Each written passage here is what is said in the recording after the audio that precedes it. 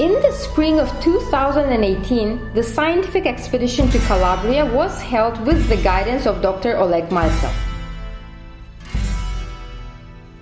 The expedition was dedicated to the research of Calabrian criminal subculture, namely its origin, philosophy, formation stages, and technology of expansion to new territories. Dr. Oleg Maltsev: I have approached an investigation of Drangheta from a completely different viewpoint. I am looking into the structure which has a highly effective arrangement, capable of expanding its influence and solving certain tasks in hard markets.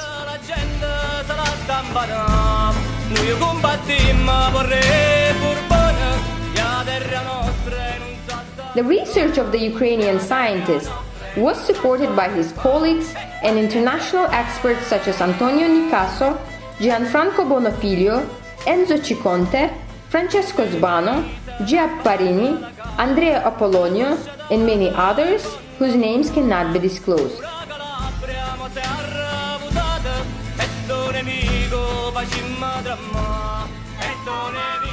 In the course of the research, it was proven that Drangheta is organized as a model of a university within the family and has its own levels and rules.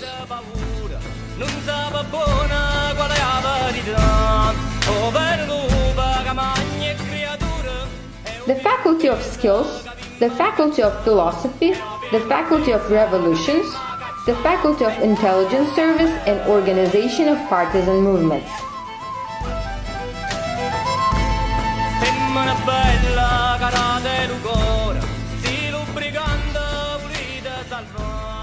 As a result, we get 4 categories of graduates: fencing capo, formalities capo, capo bastone, capo rispetto.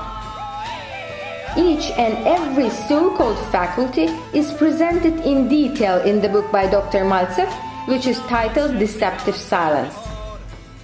There was evidence found supporting this model in the architecture of Calabria, which is saturated with traces of Franciscan monks. And there are so many traces of them that they cannot go unnoticed.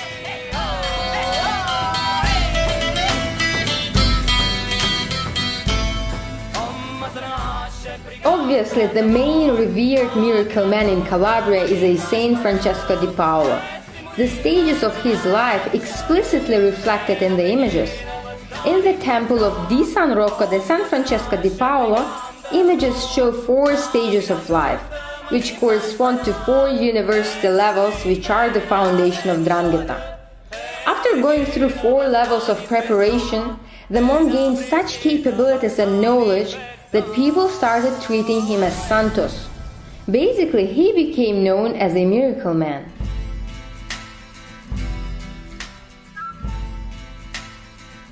In the course of the expedition, Dr. Maltsev succeeded in restoring the technique of razor handling, which has to be mastered during the first level of the faculty.